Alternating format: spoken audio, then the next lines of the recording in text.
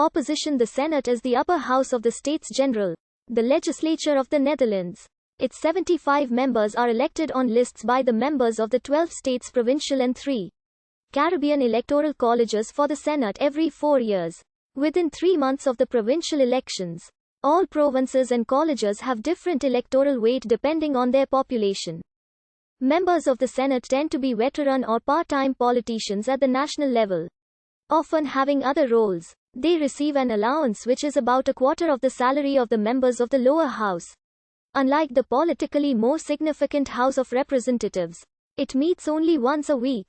It has the right to accept or reject legislative proposals but not to amend them or to initiate legislation. Directly after a bill has been passed by the House of Representatives, it is sent to the Senate and is submitted to a parliamentary committee.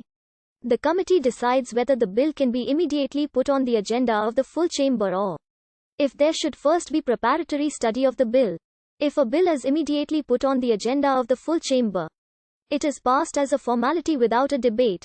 Although this body is called the Senate in English, this is not a direct translation of its official Dutch name. The first chamber of the States-General, or, in short, the first chamber. Nevertheless, and in contrast to the second chamber, the name Senate is also used often in the media. Quote, member of the first chamber are used, although the first one is the official and most used term.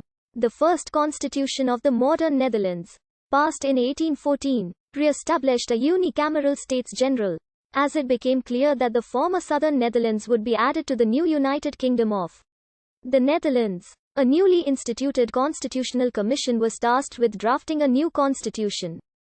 The southern members of the Constitutional Commission pressed for a bicameral system because of their conviction that their nobility should be given a place in the legislature. While the northern members were not enthusiastic about the proposal, they agreed under the condition that nobility would not be a requirement for membership.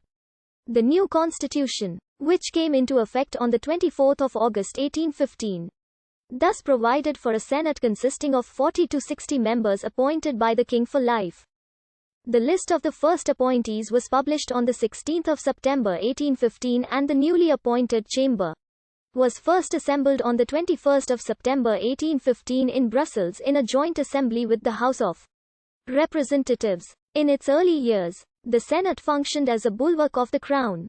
Its members, appointed by the king from among the most significant of the country, were mostly confidants of the king who were often called upon to veto bills that displeased him.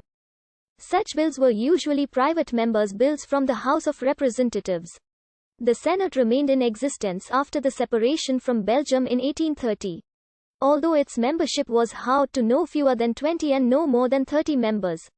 Much changed in the political sphere as a result of the constitutional reform of 1848, which introduced direct elections for the House of Representatives, which until then had been elected by the states provincial. The Constitutional Commission, under the chairmanship of Johann Rudolf Thobecker, intended for the Senate to be directly elected as well, but the predominantly conservative House of Representatives blocked this, fearing that the two chambers would be too similar. Additionally, senators were expected to judge bills with more independence and distance from daily politics. As a chambre de reflection, which was deemed impossible when they would be forced to campaign for direct election. It was therefore decided that the Senate would henceforth be elected by the states provincial. Its 39 seats were distributed among the provinces degressively proportional to population, and a third of its members would be elected for 9-year terms every 3 years using a majoritarian system. The position of the Senate and the criteria governing eligibility to stand for election were also among the changes. Monitoring the quality of legislation gradually came to be the main function of the Senate after 1848. The existence and functioning of the Senate have been criticized throughout history, manifested in reports of state commissions, government proposals and private bills calling for reform or abolition of the Senate. Abolition of the Senate was attempted by Social Democrats and Progressive Liberals in 1903, and again after World War I, but these proposals could not count on sufficient support.